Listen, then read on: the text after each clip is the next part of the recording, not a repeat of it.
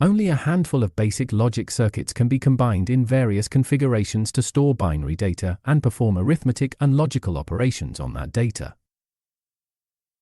These basic logic circuits, such as AND, OR, and NOT gates, along with more complex circuits like flip-flops and multiplexers, can be interconnected to create modules that perform a wide range of computational tasks.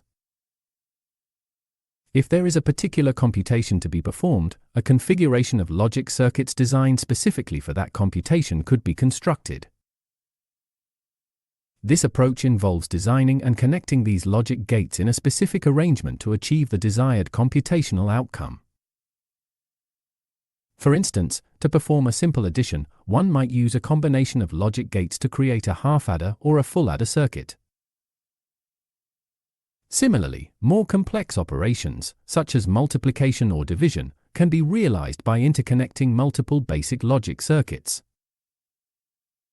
We can think of the process of connecting the various components in the desired configuration as a form of programming. This process, known as hardwired programming, results in a physical circuit that performs the specified task. The hardwired program is fixed and cannot be easily changed without redesigning the hardware. While this method can be highly efficient for dedicated tasks, it lacks flexibility and adaptability. Hardwired programs have been widely used in the development of application-specific integrated circuits, ASICs for short, which are designed for specific applications rather than general-purpose use. For example, ASICs are commonly found in devices such as smartphones, digital cameras, and network routers. These circuits are optimized for performance, power consumption, and size, making them ideal for their intended purposes.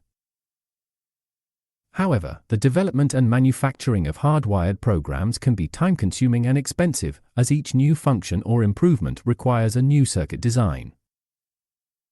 Now consider this alternative.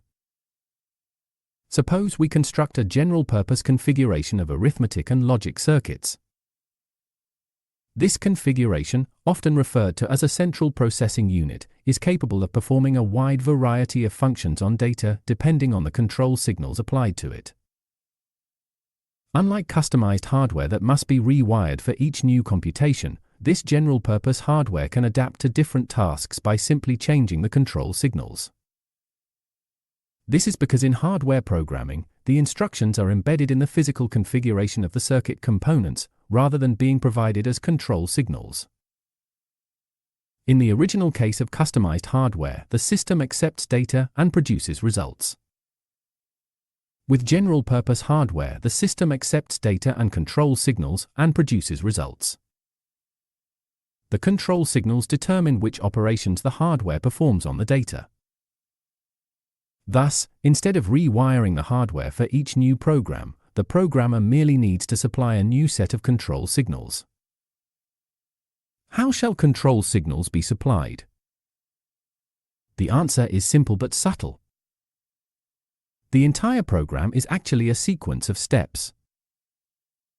At each step, some arithmetic or logical operation is performed on some data. For each step, a new set of control signals is needed. To streamline this process, we can provide a unique code for each possible set of control signals. This way, instead of manually adjusting the control signals for each operation, we can use a coded instruction to represent the required control signals. Let us add to the general-purpose hardware a segment that can accept a code and generate the corresponding control signals. This segment, known as the instruction decoder, interprets each instruction and generates the necessary control signals for the operation. Programming is now much easier. Instead of rewiring the hardware for each new program, all we need to do is provide a new sequence of codes. Each code is, in effect, an instruction, and the instruction decoder translates these instructions into control signals. To distinguish this new method of programming, a sequence of codes or instructions is called software. Software allows us to change the tasks performed by the hardware simply by changing the sequence of instructions.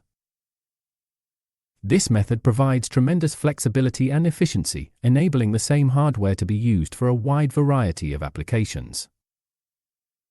The concept of software revolutionized computing, allowing for rapid development and deployment of new programs without the need for physical modifications to the hardware.